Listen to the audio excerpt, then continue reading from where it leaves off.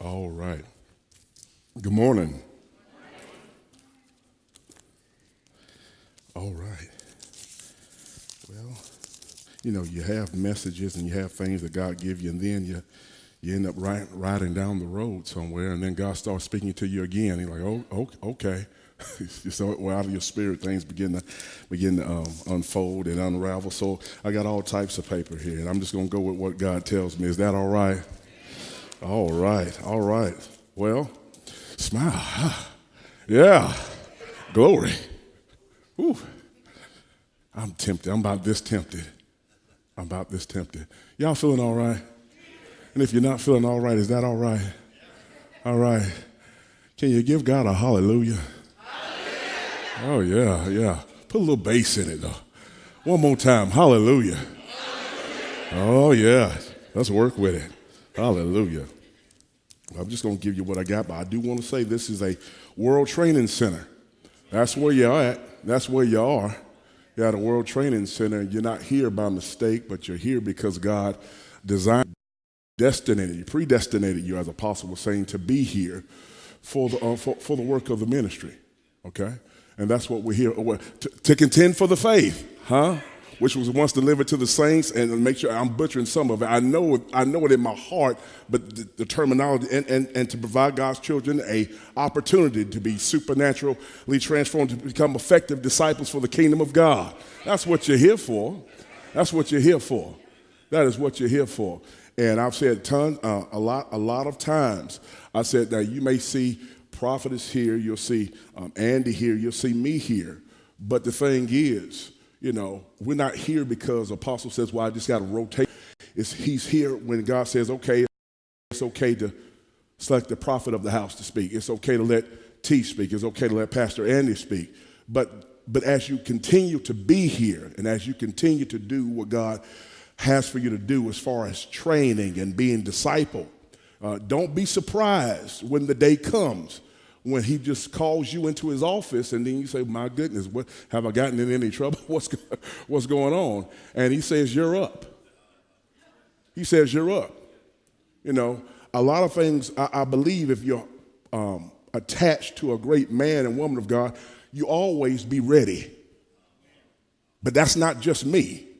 That's everybody in here. Because you have a word. If you've been to this house any length of time, the vision of the house is in you, and you have something to say. How is that? Because you go out every day to work, your kingdom assignment, and you are embodying what the vision of this house. And if you have something to say there, then you'll have something to say here when you've been assigned to say something here. So it behooves us to always be ready. And even if you got to scribble something on the side, it comes from your heart because God put it in there.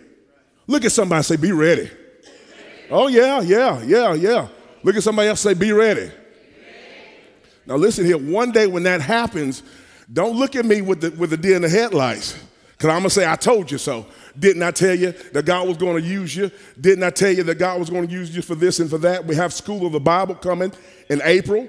You never know when you may get the call and say, hey, you've been here for a while. Apostle says, listen here, I've been praying and the Lord has leading me this way to say, hey, I want you to say something. Prepare yourself. Get ready. Amen. All right. Well, let's turn to 1 Samuel.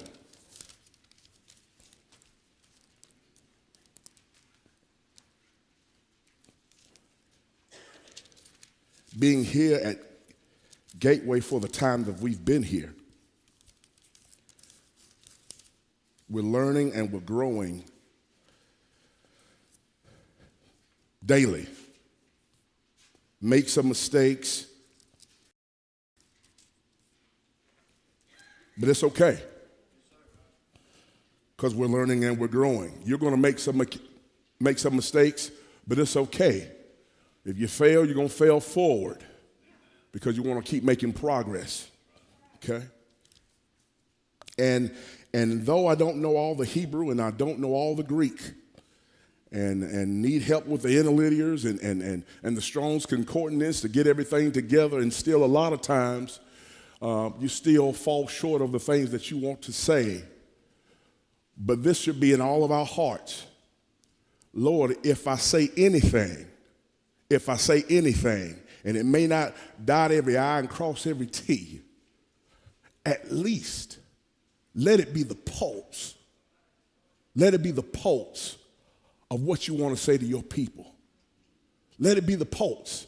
Because if it's the pulse of your people, if it's the pulse of your heart to your people, whether I butcher it or not, they still get it. It still connects. And so that's what I was praying to the Lord about. No matter what it is, every time Apostle gives me an opportunity, I should be attentive enough and connected enough to feel what God is saying to him once he speaks it out. To our prophet, once she speaks it out. To our pastor, once he speaks it out, that I can embody that and be able to say the same thing from the heart of God. So if you have 1 Samuel, let's go to 1 Samuel. Let's go to 17. And the message, if I can title this message, this is what I want to entitle it. When you appear limited, work within your limits. Break the limits off. When you appear limited, work within your limits. Break the limits off. I want to say it for over here. When you appear limited, work within your limits. Break the limits off. My wife wrote down the definition of limited for me. To be restricted in size or amount. Exercise under limitations of power. Not great in ability or talents. A lot of times there are limits that we can go. There are limits that we're confined. And a lot of times we say there's no limit. Yeah, there are some limits. If you're white, you just can't be black. That's a limit. If you're black, you can't be Mexican. That's a limit. You know, you're limited to your genetics. As far as your looks, your appearance, you can lose weight and gain weight and structural things, but you're limited to that. You're limited to who your father and your mother was. You can't change your biological mother. You can't change your biological father. You can't change your past. You can't change it. But whatever limits that you've been confined to, if you work within those limits by having faith in God's word, you can break those limits off. There's a lot of people that were limited in the Bible, and I'm just going to share some with you real quick. Paul was limited.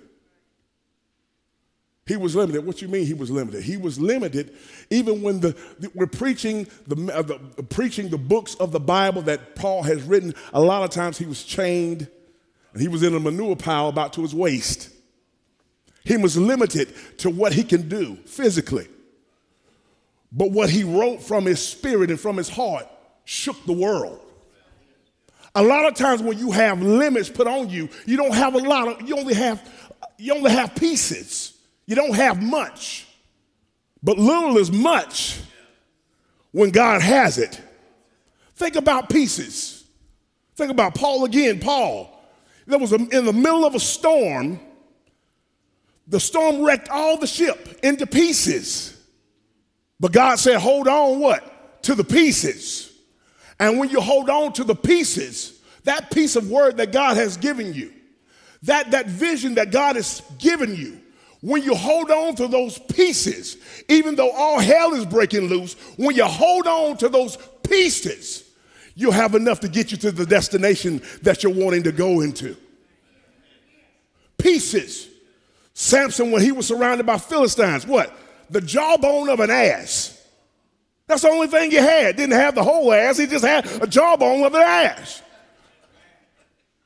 But he slew Philistines with the jawbone of an ass. He had a piece of a weapon, but that's all he needed to have victory. A lot of times we always look for the whole kit and caboodle of everything that we want in life. You're not going to get that a lot of times.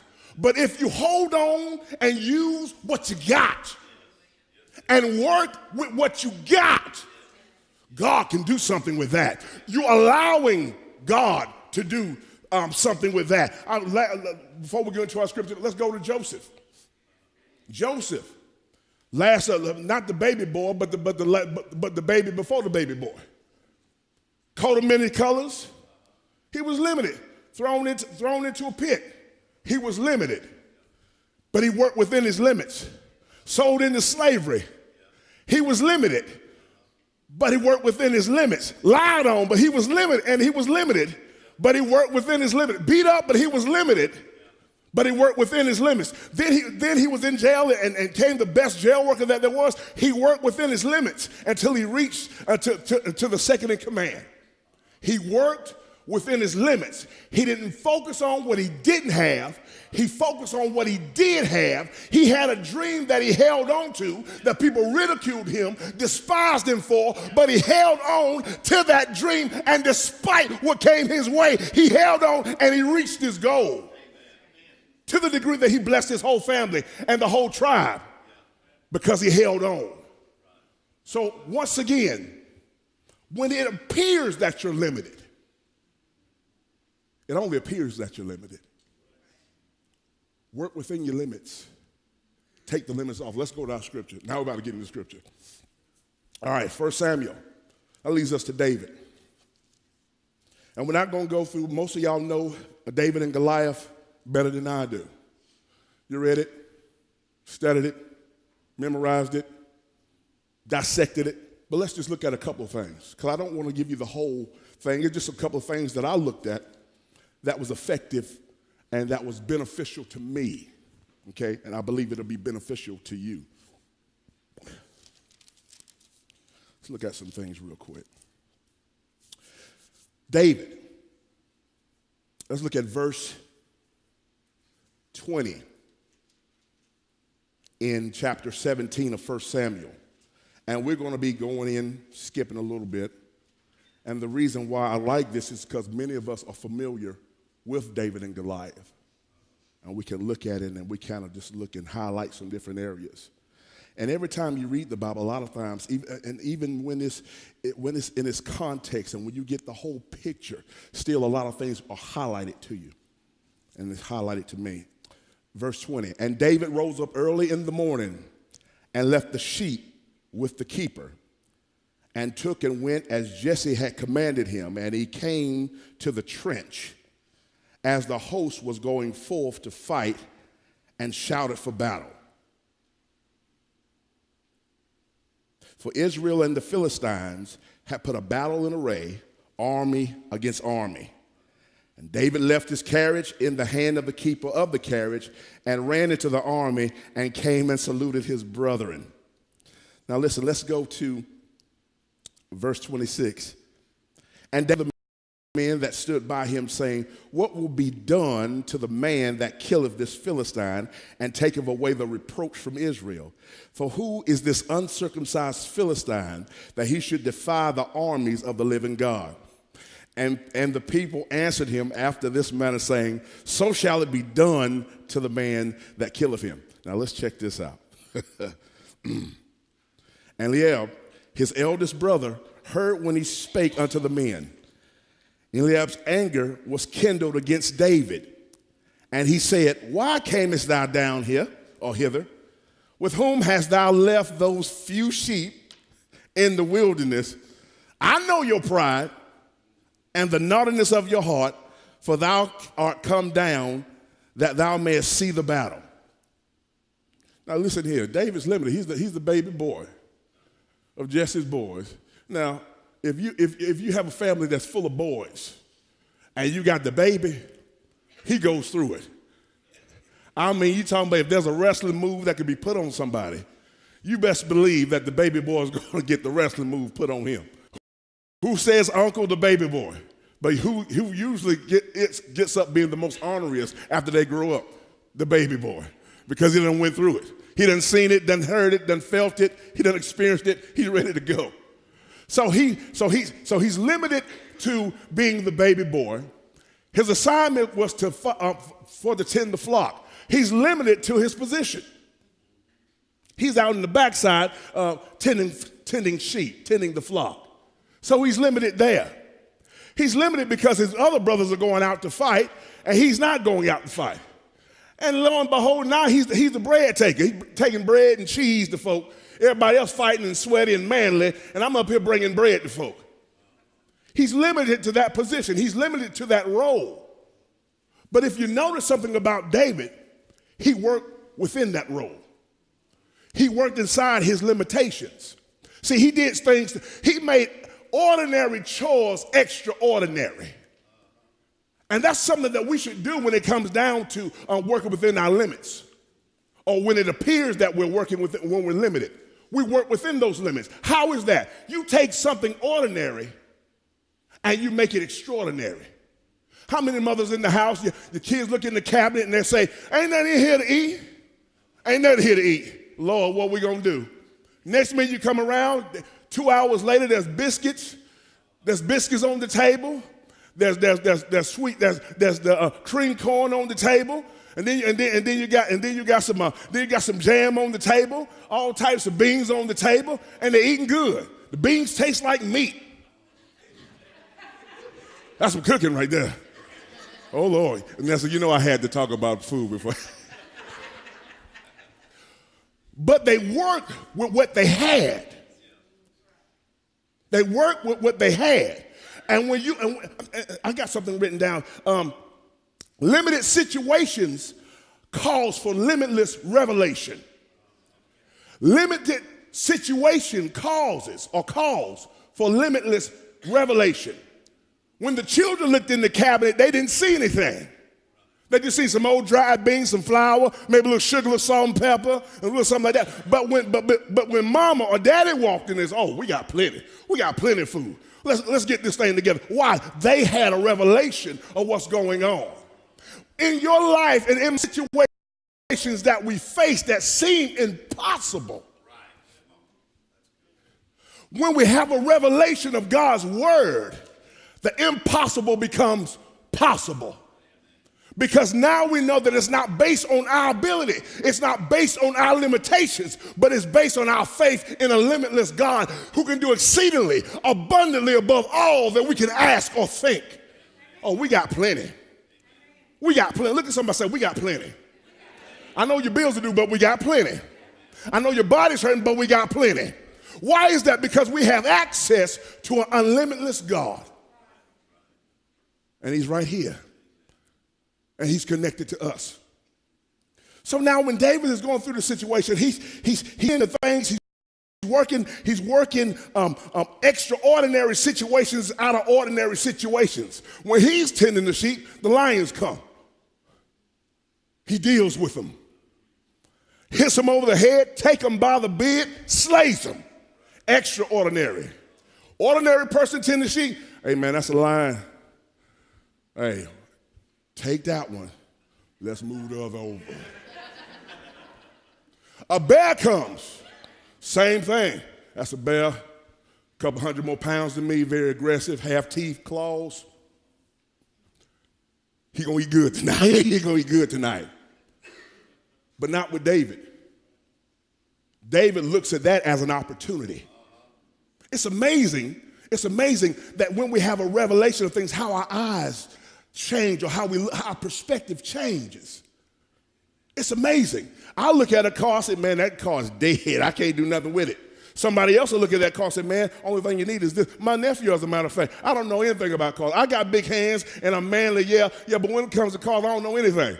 I don't know what to do, nephew. Okay, this is what we got to do. Bam, bam, bam, it's running. Well, see, based on my perspective, there was nothing there. But based on the revelation that he has, it's easy to work it. How are you looking at your situation? How are we looking at our situation? How of us collectively collectively are looking at our situation. Is it like the 10 spies that came back and said, oh man, yeah, it's good living over there. Yes, it's in abundance. We're a World Training Center. We got even the flags. I love those flags. Got the flags on the back and everything. We're a World Training Center, but there are a couple of giants in the land, Well, I know everybody got a good fight in them. Yeah, got a good fight in them. The two good witnesses, they say, oh yeah, there's giants in the land, there's problems, yeah, we're going to have to confront some things, we're going to have to confront some people, we're going to have to even confront our own fears, we're going to have to confront a lot of things, but in the end, we got it. And I'd rather live over there than live over here. Are you willing to go in for something? Whew. Are you willing to just go in headlong and say, listen here, I don't care. I'm just going to give. Listen here, the Bible says here, I'm going to try you. I'm going to sing. I'm going to give. And if I got to worship every night to thank you, God, that you're my provider, that's exactly what I'm going to do. I'm not going to leave this planet a regular. I'm not going to leave this planet without experiencing what you have for me. I'm not going out that way. Not going out that way. Don't you want to live? Don't you? Can you feel sometimes I feel myself sometimes just living regular. When things go day to day too smooth, I say, we got to change something up. I need to go to work at 5:30. That's morning. I need to go to work at 5:30 in the morning. Why is that? Change it up. I ain't a robot. I ain't a monkey. What I'm going to do, just go. Every day I'm going to go in. No, change something up. Get up early. Stay late. If you got to just pull a rock over, do something. To move in the direction that you know God wants you to go. You take life casual, you'll be a casualty. You got to move forward. You got to move forward. And within those limitations that appear to be there, work within those limitations. Only thing I got is this called shine it up, put some armor all on, do something to it. Only thing I can do is bake a cake. Bake the best cake you can make. Cut it up and wrap it in and look, give it to somebody. Say, you like it, tastes good. I just won't give it to you. Do something, because you got something. You got something. Moses didn't know what am I going to do? Say, use your staff. God used what Moses had in his hand. And guess what? When he faced his enemy, they could do the same thing too. Yeah, you got businesses out there, the same style of business you have. So what? The difference is God is with you. You get an insight from God, not the same model that everybody else is going through. So can you start a business? Yes, when it's based on God's model and not everybody else's model. Yours will swallow up everybody else's. Just like Moses, when the staffs were put down, they had serpents as well. But when Moses threw his down, the Lord was with him. He ate theirs up. The difference is God. The difference is the relationship with God. The difference is the insight that we have as God. Not getting the counsel from the wicked. Not getting counsels and schemes from the world. Now, you have to basically do things sometimes, understand the world's model, but you don't just blindly go by the world's model. You go by God's insight. How do I go by God's insight? I don't get off the lesson. But God's insight, you go by the hidden man of the heart. God's not going to walk down and say, all right, this is what I want you to do. I'm going to come in my glorified body and say, Dean, I want you to have franchises all over. He's not going to say that. It's going to be right here. And we miss it. We want God to do something big. We want God to do something big and spectacular instead of going by the leadership that's in our heart. We want something fancy and flashy, something that will take the load off real quick. Take the pressure off real quick. It's not going to happen. It's going to go by the leadership of the heart, of your born-again spirit. That means time with God, spending time with him, being led by him. And in those restraints that you have that appear to be there, you work within them. If the only thing you can say is, listen here, we got things that shook the world in the Bible. We got praise. How many times have you woke up in the morning and just went around the house and said, hallelujah, glory, I praise you, Lord. I glorify you, I magnify you. You're good to me. Now you say, well, I don't want to do it in church. Okay, do it at your house then. Start there. God, I praise you. I glorify you. I praise you. Well, I don't know what to say. Okay, this is what you say. You go in Psalms and say, great is the Lord and greatly to be praised. Great is the Lord and greatness to be praised. His greatness is unsearchable. Begin to work within those limits. Well, I don't have that. You got a mouth, don't you? You got eyes, don't you? Use that. You got feet, don't you? Use that. You got some money to sow? Use that. You got a heart that's willing to receive or willing to give? Give that. You got an attitude that's willing to change? Give that. You got a listening ear that can listen to correction? Use that. You got a willingness to look at yourself in the mirror and change things? Use that. Because the more we do that, those things that appear to constrict us, as we move in that, they begin to dissipate. His brother, his older brother, looked at him and said, listen here, I know what you come to do. Look at you. You're coming here starting trouble. Look at you. I know your heart. I know you're prideful. I know you want attention. Listen here. First thing we have to do when we're dealing with those things that want to limit us, we have to be willing to turn. It says in there, he turned from him. He turned from his older brother, what his older brother was saying. Everybody act like they know you. I know you. I know what you're doing. I know what's in your heart. You're prideful. Or you telling me I'm proud. You coming to me, looking at me in the eye, have no clue what's going on and telling me I'm prideful. You looking at a mirror. You're looking at yourself. So when it come down, but when he hear that, David didn't pay him any attention. He turned from his brother.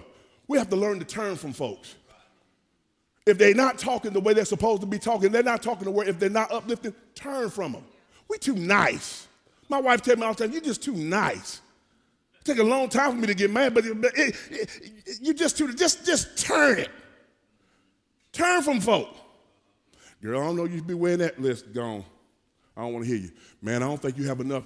I don't want to hear it. I don't want to hear what you have to say. You're not going to limit me. You're not going to limit my children. You're not going to limit my church. You're not going to limit my family. You're not limited to anything. I'm going to believe the report of the Lord. I'm going to walk by faith and not by sight. I'm going to stand up and believe what this word has. And the only thing I have is the peace of this word. But this scripture that I have, I'm going to hold on to it, and I will not. That's what you do. If you're desperate, if you're wanting something to change, you got to hold on with all you got.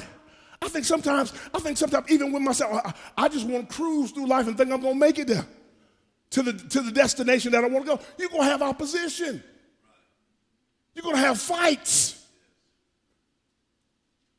You're going to have times when people will turn their back on you, when people don't believe in you, when people don't respect you. You're going to have that. But guess what? What's your favorite movie?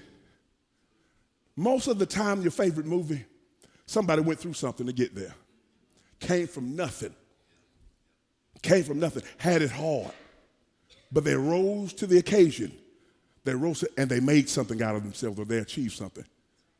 Hey, we got a book, like Apostle said earlier, that's written about us. Yeah, we got some storms. Yeah, we got some people turning their back. Yeah, we got some people that don't believe in us. We got some disappointments. We made some mistakes. We made some costly mistakes of our own doing. But guess what? In the end, we win. Because I'm not based on my past. I'm not based, and I'm not regulated, and I'm not limited to my past. I'm moving forward to my future. So he turned, verse 29.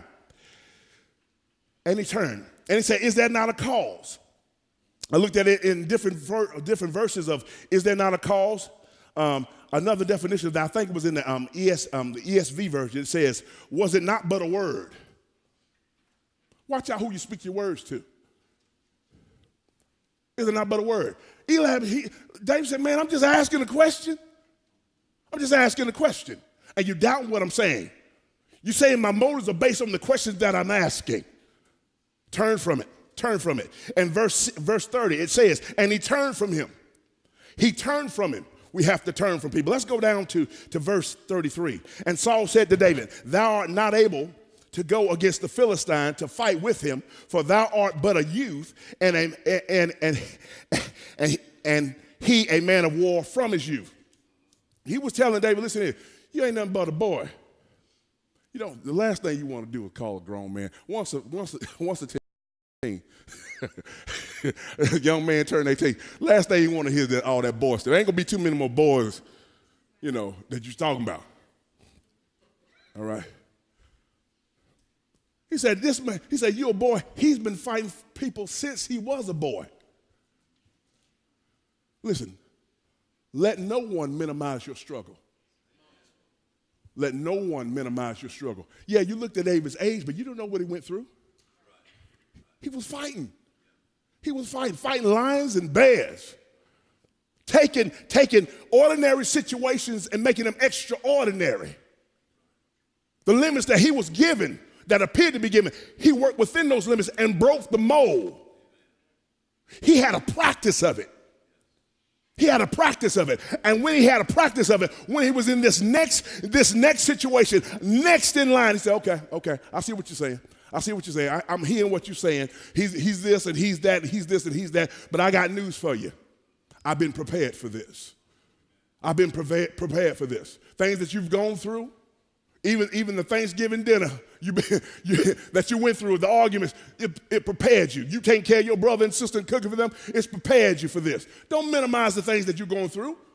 You may be a grandmother or a great-grandmother.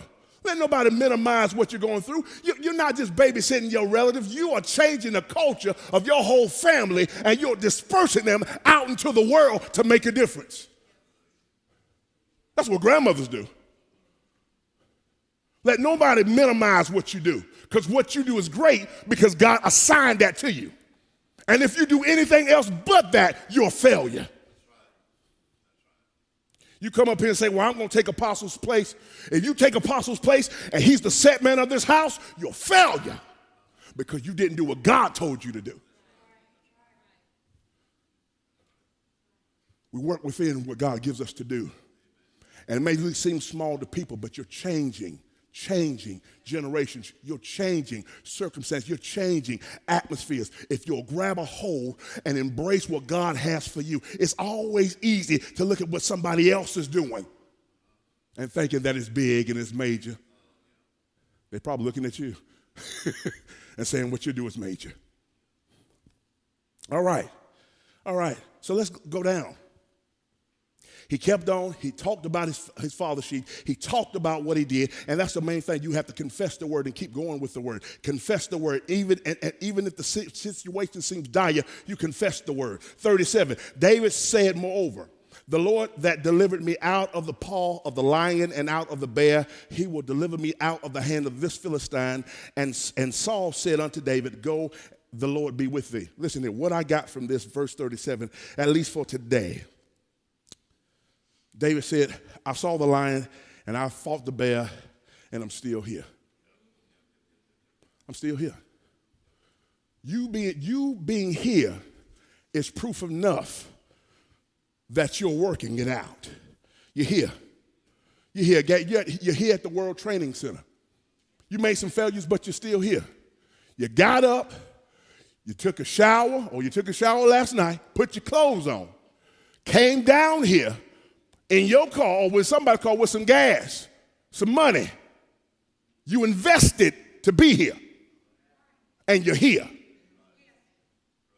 You're not feeling well, but you're here. Your heart is broken, but you're here. You're disappointed, but you're here. That's proof enough. That's proof enough right there. That ought to let you know right there that God is working in you both to will and to do for his good pleasure. I can't feel you, bro. You don't even have to feel me. You need to feel what's right here. Not feel what's right here. You need to know what's right here. You're here. Why are you here listening to my big mouth for? Because in your heart, you know God has something for you to do. You know God has something exceedingly abundantly above. You know you have something that's generational on the inside of you. You know that something greater than you is on the inside of you. Ain't no way you're going to come here for years and years and years, or this is your first time coming here. Makes no difference. You're here for a reason, here for a purpose. Grab a hold of that. Work with that. Work with it. And as you work with it, you're going to take those limitations off. All right, we're almost finished, almost done this. And David, let's turn to verse 39. And David girded his sword upon his armor, and he essayed to go, for he had not proved it. And David said unto Saul, I can't go. I can't go with these, for I have not proved them. And David put them off him. I wrote down, stop trying to prove stuff to meet everyone's expectations. Stop trying to prove stuff. God has assigned you something. God has assigned you a vision, assigned you a goal, assigned you a destiny. Stop trying to prove it to everybody else. Stop trying to do it like everybody else. Stop trying to fit in everybody's mold. That's not who you are. I can guarantee you in this house, this is not what you are. That's not your makeup. Stop trying to prove stuff. Folks are dead and gone in your life, and you still trying to prove it to them. You're trying to prove stuff, and people are not even paying attention to what you're doing. You're getting out your character. You're getting outside of what God wants you to be. Don't prove anything. Do what you do. David throwing rocks on a sling. That's what he's used to. Guess what gave him the battle? God won him the victory. His faith in God and doing what he's used to. That's all. Just do what you do. Just do what you do. And embrace it and do it well. Do it unto the Lord. Watch the door be open. I need to make more money. All right, you need to make more money. Okay, but what you doing with the money that you got? My wife get on me about this. Oh, God. What you doing with the money that you got? How are you spending it? What you give to, that's where your heart's at. I'm investing in my future. I'm giving towards the kingdom of God. I'm investing in my future. I'm investing. God never speaks to somebody who's not working, who's not moving. No, he's talking to people that's moving. I'm invested. Well, I don't have that much money. What you talking about much money? What did Jesus say about the woman with the mites? It's not about the amount that you have. It's about the heart that it takes to give it. So you're not limited. You're not limited in the amount. It appears to be limited that you have 2 mites. It's not limited. What about the woman who was faithful that Apostle talked about earlier? Prophet came to her, all right, listen here. They sold me 2 boys, but I'm faithful to God. All right, prophet said, hey, here's some more. Get all the vessels. Get everything that you got. Look in your house and see what you got. Look in your heart and see what you got. I bet you God got something for you in there. You miss it. Like my wife the other day, we wanted to give to a special offering. And my wife's, and I don't check my mail. My wife checks the mail. And I'm just going around. I'm in my own world. If you know me, I'm in my own world. I'm gone. My wife said, let me look at this stuff. I think Rhonda said something about money. And Apostle said earlier that checks will be coming back and all that kind of stuff. I ain't paying attention. I ain't paying attention to that. I'm in my own world. My wife said, look at it. Let me look in this mail. I said, Tananarive, there's a check in here. Oh. Wait a minute. Next minute, I know the whole house is ransacked because we got mail everywhere. She's looking in the closet. She's looking in the bedroom. She's looking everywhere. And sure enough, you're looking in the kitchen door, and sure enough, checks just popping out. Checks popping out. It was always in the house. The thing that you can impact the kingdom for is already in your house. It's already in you. It's just a willingness to either to find it or a willingness to let it go. A willingness to connect. I don't get along with folks. Folks don't get along with you either.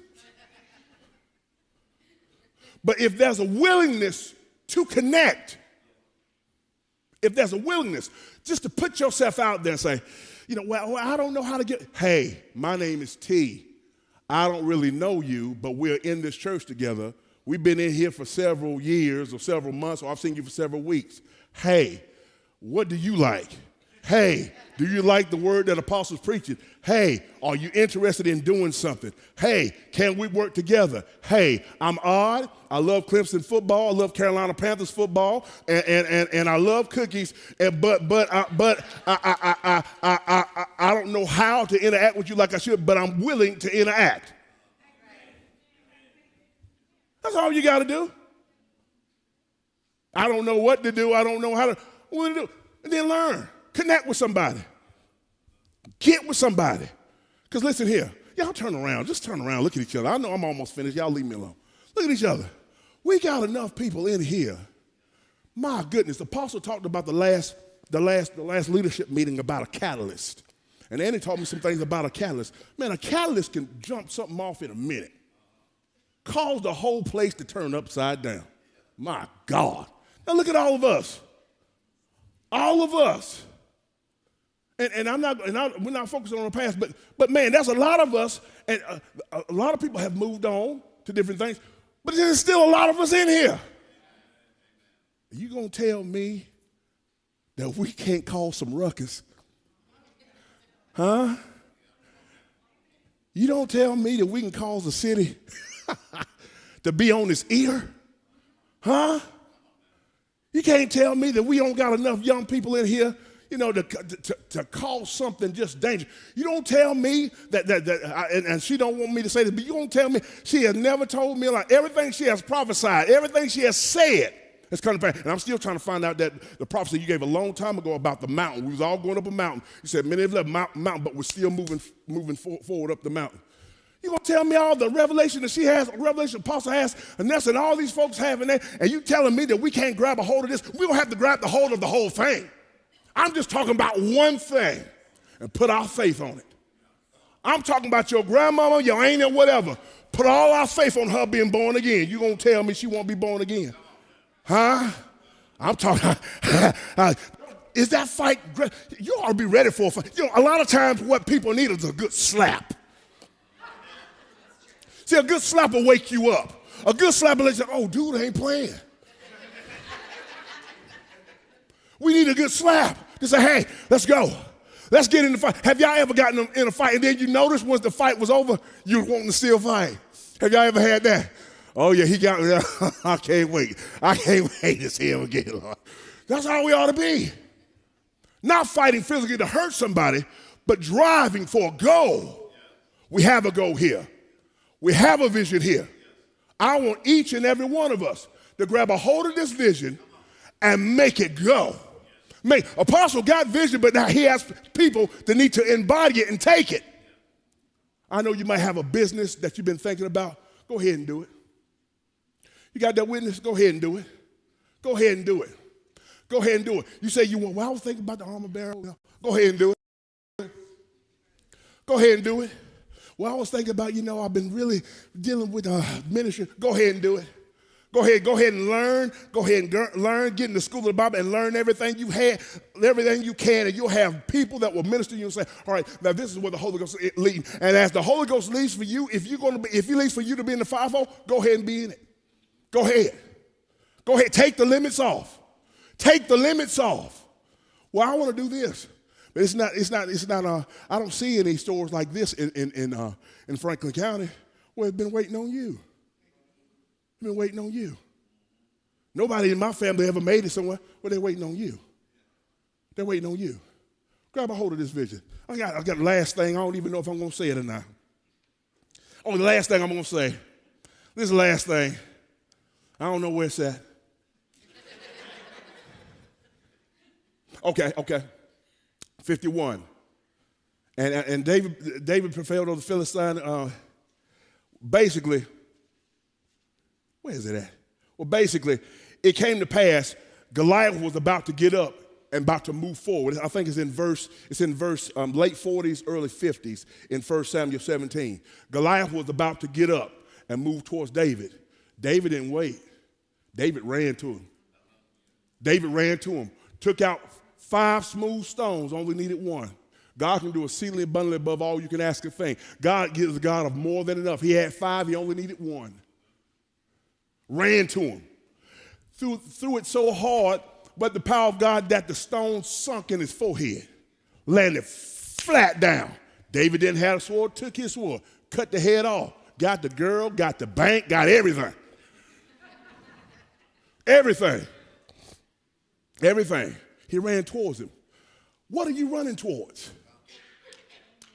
What are you running towards? What you running towards? Are you running towards the vision? Are you running towards let's go to the moon? Because if you are, hey, you ain't by yourself. I'm running with you. You may run faster than me. I'm going to have some breathing issues when I'm running. But I'm going to get there. But this is more than just a church service. This is a body of believers that's coming together, uniting, communicating, working with each other to set forth the vision that has been set. You got to ask yourself, am I willing to talk to people, to fellowship with people, to get to know this vision, to be a part of this vision? I'm going to put myself out there. Are you willing to do that? Some of us have been hurt by people.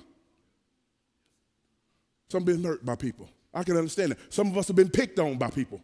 I understand that. But not everybody's your enemy. Not everybody's your enemy. Not everybody's your enemy. And those who are here, those who remained, okay, are here for a purpose. We're here for a purpose, and we're here for a reason. And I'm asking you, I know Apostle said for V, he asked me, but I'm talking about as one of the sons and daughters, let's get together. It's going to inconvenience you a little bit. Your life needs it. It needs to be stirred up a little bit. You need a little funk in your life. Let's get together. Let's work together, come together, and do this thing like we've never done before. Do it like y'all stand up.